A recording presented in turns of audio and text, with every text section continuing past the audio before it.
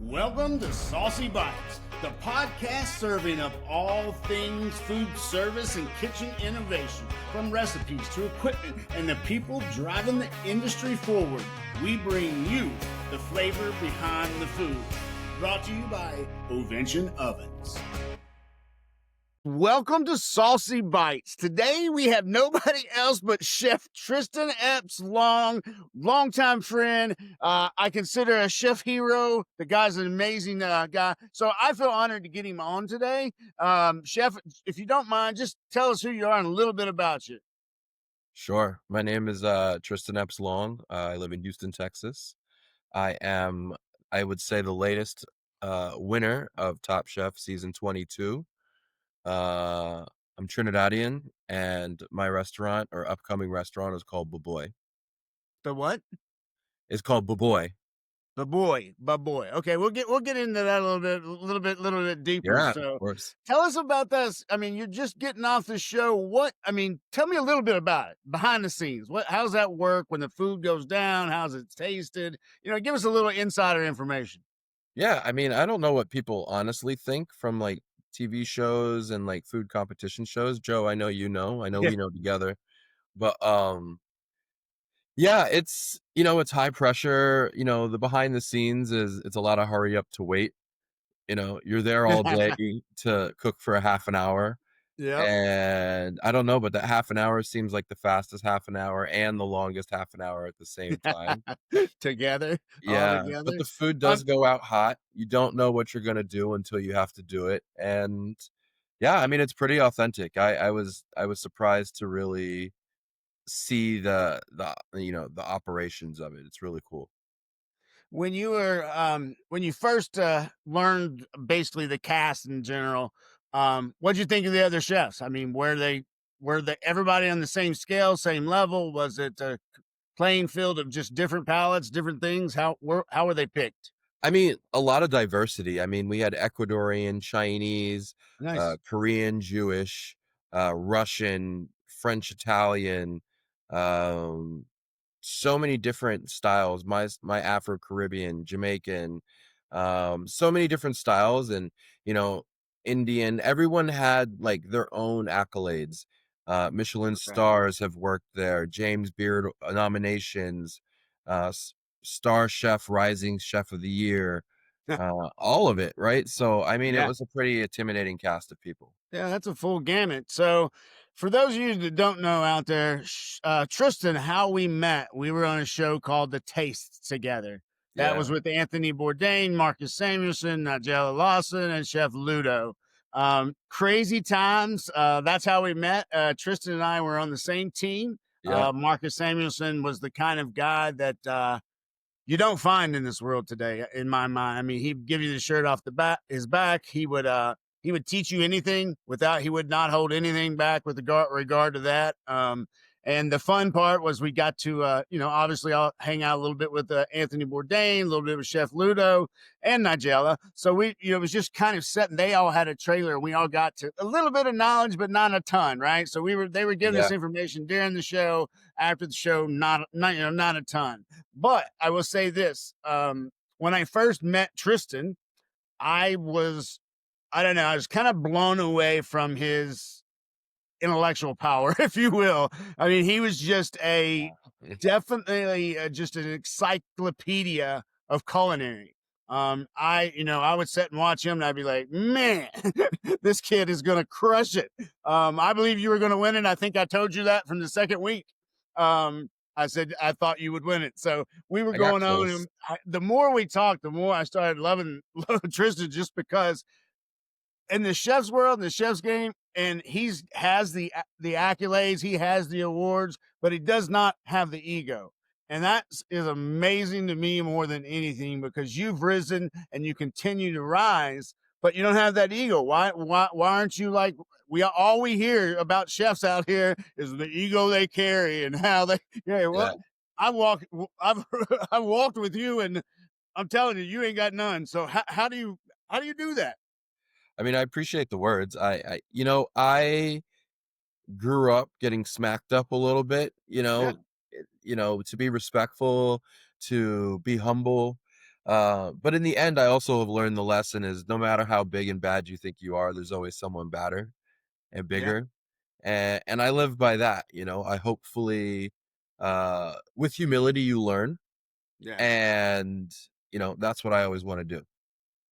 Well, all I gotta say is you're those that look around you see it, not just I mean, not just myself. I hear it from other people. It's just pretty amazing that you keep it down at that level. And then when we go read about you, it's like, no, no, no, no, no, no, no. It's like, man, you got a long resume here. So just wanted to give the public a little bit about that. When on the show, going back to Marcus Samuelson and Anthony Bourdain, with Anthony, we all obviously knew his troubles, some back, some coming.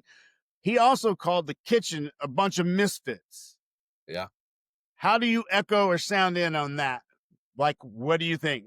Are we misfits? What are we? I think we are.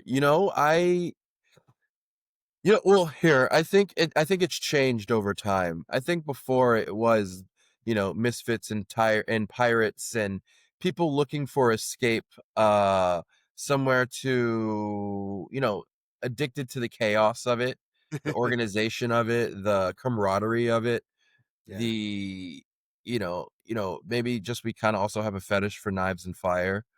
But it was that. It really was a place where people who maybe didn't do so well in school or people who, you Mhm. know, maybe weren't so great at sports, could kind of come together and have a purpose and, you know, feed people and themselves. Now I think it's different. I think more of it, people get into it because it's an expression of themselves and it's a Mhm. way of showing their intellectual prowess as well. It's a way of representing who they are, you know, culturally. I think that it's really kind of changed the game, but for sure, there's still us misfits and pirates in there. But the problem is the misfits and pirates are now the ones running the kitchen. Yeah, right. Yeah, And that happens all the time. yeah, I mean, a personal view, yes, I thought getting into a kitchen for me was a badge of honor. It was yep, every night was, 15 tickets deep, 5 burns, and then we were cleaning up and then we were going out. So it was exactly. a definitely a full day to say the least. And we get into this business and a lot of the outside world doesn't know it is literally high pressure, high. I think I saw something the other day that it's the second highest stressful job in the world, meaning but they said firefighter was number 1. So firefighter Really? and then chef. Hey, let the firefighter take that one, but it is, guys, it's octane. It is literally fast paced. Look around, and I said for myself, uh, being the way I am, I love the chaos. That's So do if I, you give me 15 things to do, I'm better at that than 2 things to do for because sure. then I can if I can figure it out and know where to run and occupies my mind like that. What year or when did you know you wanted to be a chef? Oh, I must have been 7 years old. Seven. I wanted to do it from the get-go. From the day that I, like, cooked my first, like, scrambled eggs as a kid, like, I thought it was just the neatest thing and, like, you know, it was really dope, and once again, I was a person looking for control and looking for a way to kind of express myself, and at the same time, you get to kinda eat at the end of it, right? It's one of the one of the only industries where it can be, it feeds you back, right? Like, it's the only Absolutely. thing that it's one of the only industries that we actually need it, right? Like, we always will need to eat. So, you know, I loved that part of it. I like the sports guy in me loved having a team. The, you know, military background of me loved having a brigade. Yeah. And, you know, the rebel in me loved all of the cursing and the fire and the knives and the dirty jokes and going out at night. So it kind of hit all the It's quite the combination. it really Before, I is. mean, and I don't know how much still today. I haven't been in active kitchens in a while, but it was also I mean, it was a badge of honor to get your butt kicked. It was a For sure. badge of honor to work 80 hours a week. It was a badge of honor to have a big burn. Is it? I mean, what is this still the back of the house? Are we still facing those types of things? Is it a badge of honor? What are we doing here? Absolutely not. That No. that antiquated trauma is gone. You know, it's a badge of honor to go through a good service. It's a badge of Nice. honor now to get through your entire day not dirty. It is for sure a much more organized place now. Once again, still kind of some of the same things, but it is, in this world now of work-life balance, there's a difference in how people approach the kitchen and menus and restaurants, and I Yeah. think it is a I think it is a good change. Maybe a little overcorrected sometimes in some places, Hmm. but for sure, I think a really good change. Out of all the places or countries you cooked, what shaped your style the most? You know what? I'm gonna tell you a country, but it doesn't really shape my style, but had the Okay. most kind of significance with me, and it was Sweden. So while I don't make Sweet. Swedish food very often, a lot of the techniques that I learned of how to butcher fish, how to cure it, how to brine it, how to pickle things, how to use different herbs. Sweden isn't tropical by any stretch of the imagination, but learning how to put sea buckthorn and pumpkin together to make a flavor that tastes like papaya or mango are things that I learned. And I think that was really like it was one of the first times I was making food that I wasn't super familiar with and doing it in a really modern way, and it really changed how I approach, my regular food. Yeah, love that answer. It's just because there's a lot. I mean, there's truth to that.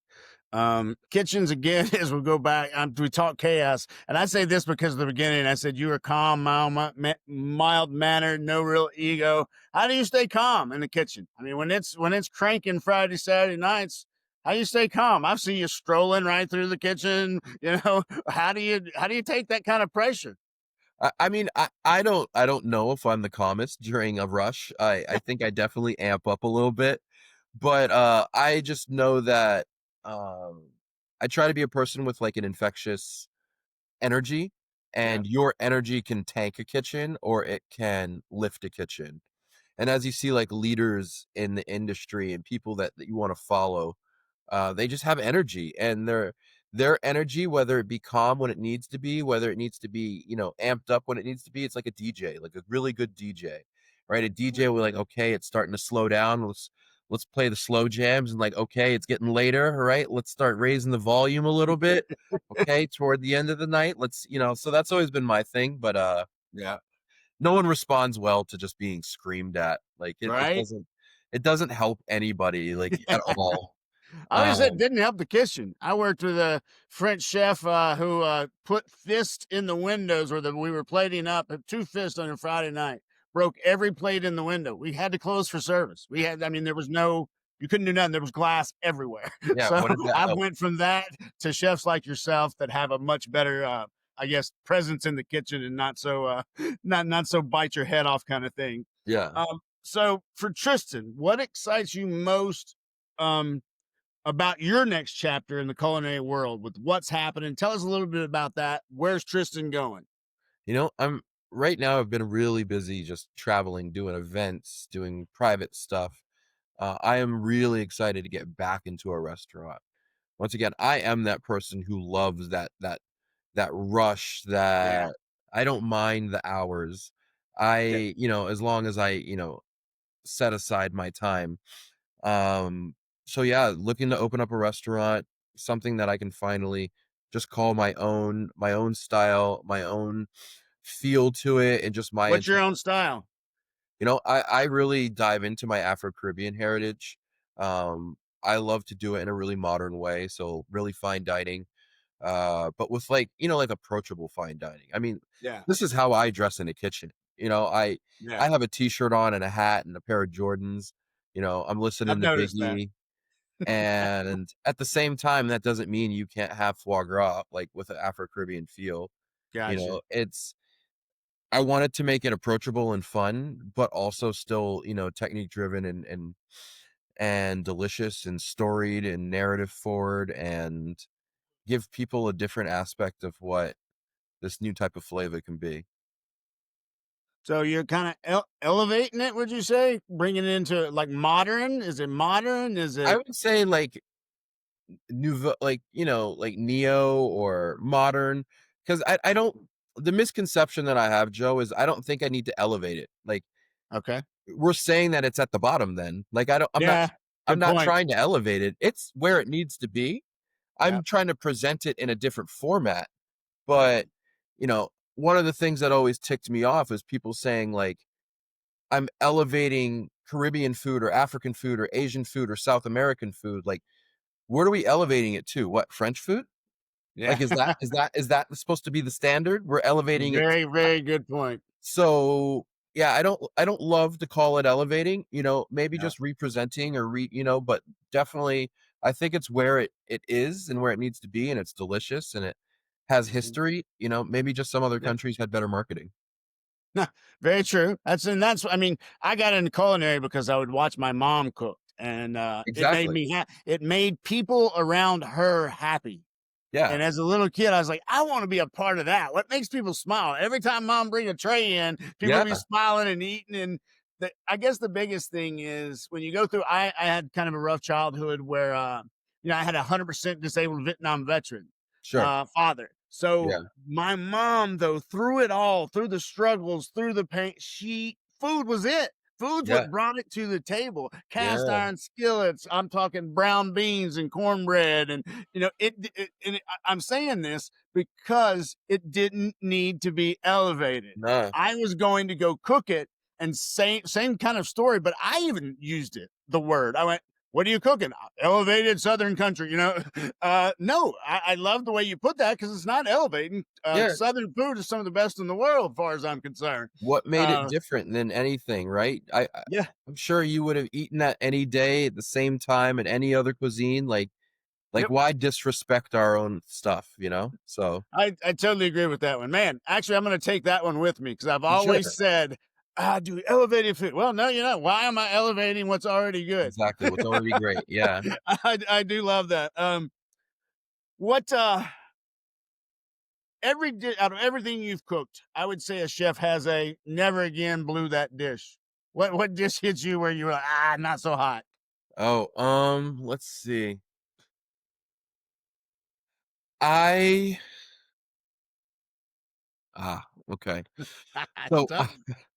I made this pork tenderloin one time, and I marinated it in red wine, Ooh, and I was trying to do this, like, play on, like, meat with eggs and stuff, yeah. and my plan was to make this, like, chunky hollandaise, and by that, Hmm. I meant just like how they always say, "Be careful making your hollandaise or you don't wanna scramble eggs?" Yeah, And I was like, "But I really like soft scrambled eggs, so, like, yeah, what if I just use that, like, I do really soft scrambled eggs flavored like hollandaise?" Like, this new way of yeah. thinking, and so I took a pork tenderloin, I marinated it in with red wine, and I should have left it there. Right? But then I put, like, cilantro in it and in the marinade, and I put brie cheese in the eggs, and it was the most vile combination of flavors I think I'd ever had, and, I grew up not the richest and with Yeah. a big appreciation with food, so nothing ever got thrown in the trash, but that plate definitely sat on the counter for a while because I couldn't eat it. We call those concoctions. Yeah, Those are concoctions when for you sure. just did a little too much. You brought it over there. Yeah, I Um, did it too much. I overdid it. I don't know why I did it either. Like, it was yeah, disgusting. because when you overdone it, I mean, even any plate, I call it muddling up. If you Yeah, start muddling up stuff and combining flavors, the dish is done. I like personally, I'm a person that likes to taste each sides, main, anything that's on the plate, I like to do it individually. I sure. have so many people that they just pile it together or eat it together. I'm like, those are individual flavor profiles. I want you Yeah, to taste how, or beginning to end. How does a customer actually eat that? yeah, What to start with, what to end with. Like a server in the front of the house would kind of explain that from the chef's sure. point Yeah, of yeah, view, yeah. how that would go. But you said you were talking about traveling and working, and I've done that. And you're working sort of in makeshift kitchens, or you're getting a side table to work off of because they'll have a restaurant running there. You're going through. I've done that as well, and I would say getting back in the kitchen is great. What do you think? And this is, I'm the corporate chef for Ovation Ovens. The future of food service in my mind is we are a hoodless, ventless company, Mhm. meaning that we can go anywhere. We're not going to have to be under a hood. It allows the operator to save anywhere from 50 to $100,000 on hood vent systems, Ansel systems, those kinds of things. And as we know, square footage, price, employees, all that's out the roof. So square footage is crazy. So these are the types of things that I see coming in the future. And then we had kind of COVID hit, and then we were looking at it. That COVID brought in a whole bunch of different restaurant genres. I mean, all the way to gas stations. I've been eating at some gas stations that are pretty darn good food. Yeah, yeah, It'll no, I'm blow your definitely mind saying in that. today's world. So, what would you say when I say that? What would you say equipment wise for you? How is it changing in the industry, and what's maybe needed? What's not there? You know, I spent a little bit of time in Europe, and then when I was there, it took me maybe a week to notice, but it was I hadn't cooked on gas for like a week, and I just didn't notice. Like, Yeah, I think we're definitely moving toward a more electric um kitchen, yeah, you know, to save that money on hood systems and stuff like that, a more sustainable way of using less like natural resources. hmm, Um they are, you know, slightly more efficient. Now they go from like 0 to like 100 yeah. real quick, Real but quick, you know, once you get to it, I think that's kind of one of the things, like being able to travel more with your equipment, being able to um make more mobile equipment so that there's like more cleaning involved. I really do think more of an electric way of cooking is coming up. okay. Well, that's good for me. Seriously, I mean, modern kitchens. Yeah, I believe that as time goes on, you're going to have more and more of that. Again, square footage in downtown areas would be crazy not to. In my area, Yeah. you're in tall buildings in your places. You got small kitchens, what I call a two butt kitchen. You're Yeah. not going to be able to have a hood. You're not. So those are the things that the world's moving to. So I'm glad to be a part of what I am. Um, Let's go. I want to go back here and just what is like the toughest tough love you've had to give an employee, friend, whatever. What's that toughest one that you ran into and it just went, man, I gotta say this, but I gotta get the truth out of it. I mean, I've had to have a lot of conversations with people about asking if they actually love what they do. Like, why are Uh-huh. you actually in this? Because, I think that people should have balance. I think Yeah. that people should have time where they can kind of like have to themselves. But I've had a lot of people with, they get the brand new $800 Ninox knife and the $130 apron and the tweezers and let me be very real. I have all those things. Yeah. But, they come into the kitchen and just are mid. They're very like, there's no studying, there's no Yeah. inspiration, and I'm like, "What are you doing when you get home?" And they're like, "I play, like, Call of Duty, I do this." I was like, "But where's the studying come from?" Joe, I remember one of the first things, like, conversations we had and, you're unfor when you got eliminated off the show we were on, Yeah. like, the thing you did is you came by my room and you gave me a book, and that was such an amazing feeling to me because you were handing knowledge over to me, and Yeah.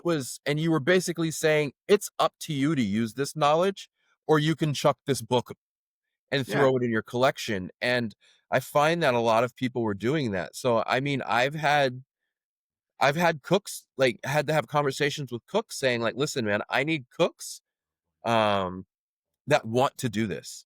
Yeah. Like, this isn't just a fashion thing. This isn't just like the next cool thing to do. Like, if you want to progress and you want to be a chef and you want to do that, then these are the things you need to do. If you don't want to do that, then, I'm not going to waste my time on mentoring, on doing any of this stuff. And you'll eventually phase yourself out and start doing real estate. Yeah, that's so very true. I mean, and that I mean, I think that comes down to passion, desire, love for the game. I think Yeah, that's what drew me to you in this sense of you never stopped educating yourself. So many chefs, including myself, you get in there and then you get into the business and say you're running a restaurant. 10 years later, you find out, I'm still serving the same menus. I'm still serving, these things. I need to expand my horizons and get out there. sure. Um, and that's, that is part of the passion too. So I had a question on, because I ran into this a lot. So I'm the chef, I'm running a restaurant, I own a restaurant, whatever. I'm the Yep. leader, the kitchen manager, right? And I'm interviewing somebody for a grill cook or just a line cook. Okay. And I'm interviewing this guy, Mhm. trained or not trained, culinary school, Um, no culinary school. oh, I'm actually more inclined to the people without the culinary school. Why? Well, here, I mean, I went to culinary school, so I would say, like, and I got hired, but, um, I think that nowadays culinary schools aren't doing enough, Yeah. and they are showing one way of doing things. Now, I haven't been in culinary school almost 20 years, but I think that maybe they might be doing better, but for the most part, I'd rather hire a personality and a work Yeah. ethic than an education. 1000%. Um, there's a lot of culinary students out there who think um, they think they have education and they have experience, but the last time they made this hollandaise sauce was in culinary school. Yeah. The last time they butchered a salmon that their professor helped them and they left all the meat on the bone anyway, they did that in culinary school. Yeah. Fast forward a couple of years, in the industry and they've learned two things. Do I actually want to be in this industry? Did I expect to miss all the holidays and, the long hours and stuff like that? But Yeah. the people without the culinary school, as long as they have a great attitude, a great work ethic, I can teach them how to cook. Yeah. Like I can mold them to how to cook. But once again, it comes back to the other thing. Like, do you want to put the effort in outside of work? You know, I Yeah. cook when I come home from work. I still do. I cook every day. Now, Yeah. I still do I cook. necessarily want to? Maybe not. Yeah. Right. My wife's like, "What's for dinner?" I'm like, "Oh, come on again. I just got through cooking all day." Right. But like So I yeah. always looked at it as a way of like improving. And if someone is learning, which you should always Yeah. be, I was that guy who was, Chef, I would like to break down the fish today. And they're like, no, you're not experienced enough. We don't want to waste the food. Fair. My day off, I go to the fish market, I go buy a fish. I try to do it myself. I'm like, ugh, okay, I can see why he didn't want me to do this. But I practiced and Yeah. I'm looking for that sort of effort. And I find that people who aren't coming from culinary school will put that effort in. I I tend to agree with that. And also nowadays, for me, when I was interviewing people, it was, "Hey, chef, I just graduated culinary school. I want 125,000 to start." I'm the head chef. Really? Have you ever worked in the kitchen? Ah, no. Went to culinary school. Did an internship at per se. Oh, yeah, you did. Well, I did, but what I'm saying is that's what they'll tell me. Oh, yeah, yeah, yeah, yeah, yeah. Do you have Okay. I was experience? like, Like, well, did an internship at a Michelin star restaurant. Cool. Did you pick herbs and make stock all day? Because that's what I did. That's what you did. Yep. Yeah. What did you learn there? So yeah, absolutely. I know it's funny when some of the younger chefs come to me like, "I'm in a stage over downtown," and I'm like, "You just wanted to say stage. You Yeah. don't even know what it means. Yeah. You're Exactly. gonna go there and get put under fire." So, Tristan, I'm gonna throw some stuff at you I call quick fire. Sure. So it's a I've been little in bit one of those about before. chefs, and you just kind of say the first thing that comes to your mind. And I mean, if it's dirty, keep that one. But then Got come it. out, come out to jerk chicken or sushi. Man, I'm gonna get basted for this one, but I like sushi. All righty. Worst thing you've ever burnt, and did you serve it? Oh man. The worst thing I've ever burnt, grits. Ooh, Yeah, and it's not that like, we've all burned grits and yeah, toast and bacon and stuff like yeah. that. But I was making like 20 gallons of it for an event, and I just did not have time to remake 20 gallons of grits. So I tried scooping it off the top, and here's the worst part is in order to hide the flavor, I added a bottle of truffle oil to it. Hey, that can hide anything. Yeah, But yeah, I know what you're talking, man. Because if you hit that dark spot pulling out of it, that's just nasty burnt, yeah, and if that and hits it the rest, you gotta smells, throw that yeah, whole thing away. yeah. Um, Go-to hype song before service. You're gonna throw on your headphones. What is it? I mean, I grew up in the kitchens without music, but nowadays, once again, my 2 favorites, completely different, is Lil Wayne, "Let the Beat Build," is that Okay. side, and, Queen, um, um, "Can't Stop Me Now," Can't stop me now. All right, I love or that "Don't one. I'll Stop Me come Now." out to the Rocky theme song. That was always what I like to hear before Sure. service. Okay, okay. So I would throw that out there. Um, Michelin star or street food with your name on it. Oh, I'm gonna say Michelin star. Okay. Give me a little bit deeper into that. Why? Well, once again, I'm trying to do food at a new format, like my style of food in a new format. And Mhm. I probably eat way more street food than I do Michelin food, Yeah. and I value them both. But as you know, our Michelin guide in Texas just came out, and I saw I saw a fellow Caribbean man who is doing Caribbean food and desserts and stuff like that win a Michelin star, and what that did for our community for them to see, uh, I think is really important. You know, we all saw Michael Jordan in the '90s win a championship. So how many people did he inspire to go play basketball and wanna win an NBA championship? So Even that's what I me. wanna do for other people. So while I love street food, I wanna see more people see someone that looks like them or the style of food reach, you know, what people see as a high end of food and then awarded that way. Yeah. Yeah. It's for me. For you, should I say? In my thoughts, is yes. That's. I personally want to see how far you can go. Sure. So that's. I would say, okay, Michelin star or street food or food truck or whatever. I personally want to see how far Tristan is going to go or wants to go because I I believe truly you can go anywhere you want if you want to. I Um, appreciate that a lot. I Thank you. truly believe that that's gonna kind of be up to you. The weirdest ingredient you've ever fallen in love with, just the weirdest thing that you ever went, oh, I love this. 2 of them.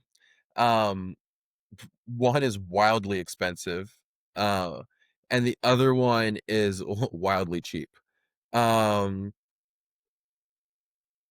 Percebes or goose barnacles. Have you ever seen those? You're gonna have to explain that to the audience as well as me. Let's see. Percebes or goose barnacles, they are, um, what are they called? Basically, they stick to rocks on shores, and Okay. they are these types of like living barnacles. They move. They look crazy. They look like little lizard toes. But because of how they're harvested and how small they are, they're eaten a lot in Spain and in Portugal. They're wildly expensive, just crazy expensive for what they are. Um, but I remember the first time having them and seeing what they looked like and being like, "There's no way I'm putting this in my mouth," and honestly, really enjoying them. Super good. Let me see if I could find a little quick picture. Uh, I think I may know this, but what's your guilty pleasure late snack?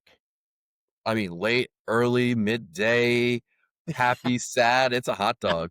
It's a hot dog. I still cannot. I still blows my mind that that's Tristan's. All right, we can see it. Yep, I Right? wouldn't Don't eat those that look either. creepy? Yeah, that's tough. What's Yeah, the they look flavor profile? What would you say it tastes a little like? like clams. Like clams. Okay, Yeah, like a I mean, you don't eat the taco. top part and you don't eat the bottom part, but you eat the little middle part and it has like a little skin on it, and Yeah. you take those off and it literally tastes like a little clam. Huh. If not a chef, what would you have been? If not like for the weight gain and like laziness of working out, I really wanted to be an athlete. Okay. Um, I played sports all my life, and that's kind of the reason why I also got into the kitchen because of that part. But wanted to be an athlete, and then like weird, I also wanted to do marine biology until I figured out I was creeped out by the See, water. guys, audience, see, I told you he's smart. I told you he works with it. And just when I say you're smart, I believe that you're well educated. You educate yourself and you don't stop. So many of us, including myself, we get to a point and then we stop. Um, you've not stopped, and I think you're just picking up things. So, um, one chef, if you could cook with one chef, dead or alive, who would that be?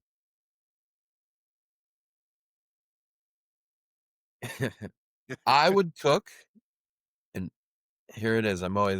I would cook two chefs. Give me Yep, two. I'll give it to you. The first chef I would cook with James Hemming. So Okay. he was the chef for Thomas Jefferson. Well, Sally Hemings was was his sister that um, Thomas Jefferson famously had uh, interracial children with. Another conversation, but yeah. he is the one responsible for bringing mac and cheese to the United States and French fries and like French style ice cream. He didn't Wow. invent it. Oh, mac and But cheese he did, but he didn't invent it. But he was the chef for Thomas Jefferson, who was the foreign ambassador for the United States at the time. So he took him over to France with him and said, "Go learn this food so that you can feed it to me all the time." And then yeah. came back to Virginia, and like all of a sudden, mac and cheese in the United States was a thing. Thank God. All right. I So like it. that's one, and the other person it would be Augusta Escoffier Oh, that would be one of my top ones. because I want to know where the seasoning is, and I want to show him how to use it. Escoffier. Escoffier. Okay. Want to see what the big deal was about. So All right. I agree. once again, he's touted as the godfather of culinary, but there's Japanese, Chinese, Yeah. other chefs that are way older and Yeah. a lot more. But once again, better marketing. That in the audience, I will say too that just pulled that. A lot of chefs is what Tristan just said. Better marketing. I mean, you can get hyped up and still really be nobody. You can be hyped up and really know only the first and second layer of culinary. You can get 100%. hyped up for anything. It's pretty funny because I've seen some chefs. I've worked for some chefs, some rising star chefs that I thought, wow, you need to go back to the kitchen before you come out here on the streets. Yeah. Final question: who wins, your mom or you, in cooking? You've met my mom, haven't you? Yeah, yeah. Who wins? You know what? I'm gonna say me because my mom doesn't want to cook anymore. So Okay. ever since I started cooking at a higher level, she's like, I don't need to do this. So Yeah, there you go. There well, you she go. might be a little rusty at the game. So I'm gonna say me, but she'll still say herself. But I like that one. My mom taught me everything I know. yeah, So all I did, and kind of we'll go back to the elevate. All I did was take country food and bring in modern flavor profiles. Is what yes, the way I see that is because I brought in a lot of modern flavors into biscuits and gravy. Different stuff into just brown beans, and cornbread, and little ham hock. I mean, I grew up. Kind of poor, so pork chops was a main staple, soup was a main staple, rice was a main staple. So we ate this same. all week long. So I would crush a ham hock right now. oh, Like I love just ham hocks, dude. I just love them. slow cooked. You know, you Oh can yeah, put the beans in there, take the whatever, but just a fatty, juicy smoked ham hock with like yep. a little bit of hot sauce on it. Yeah, I take my ham hock and marinate it on very low heat on heavy cream. So I drunk it in there for overnight. Sometimes I'll just leave it sitting there in the cream overnight, and then when I'm shrimp and grits or whatever, I'm taking that ham hock and I'm reducing that heavy cream down, Woo! and put some Gruyere or whatever in there, and then throw it in. I mean, it's that's a I'd say a family. Dad, make this now. Make this. I Make might this. take that over the Persebes, I think. What? I said I might take that over those percebes I talked about. Well, I'll have to make it for you. I'll make something for you. Yeah. What was, as we close up here, what would you tell a young chef coming into the world today of culinary? What advice could you give him? Um, it's one I never knew how to say it, but I was just on a panel with another chef who's, he's in his uncle status, Yeah. part of his life, but he finally said it in a way that I really liked it, and it's work so hard that they can't unsee you. Wow. You don't have to be great, but you'll get there. Yeah. Be patient, but just work hard. And that means it's a wide variety. Study, practice, Yeah. work, but like put work into it, but work so hard that they can't unsee you. Wow. And that is what I would tell them. Work so hard that they can't see you. Unsee you. Unsee you. I'm sorry. They have Work to so notice you. hard that they can't unsee you. Yeah, meaning they have to notice you. You Tristan, that's they, some deep stuff. whatever, they will have to notice you. I'm in love with it. I will use it. I will It's such a use it. good thing, right? Like it's Yep, such that a is. I really, really love that. That one's I love those type of things, and that I might have to put that up But in you've my done it room though. here. The reason Huh? you're connecting with it is because you've done it, and you've done it. You just Yeah. didn't know, right? Anytime the chef was like, "Joe, yes, Joe, do that. Joe, I'm putting more work on you because the better you are," right? Yeah. Yep. It's because they saw you. They saw Yeah. what you were doing and the work you were putting in, and Yeah. like, just Yeah. no one ever says it like that. So Nope.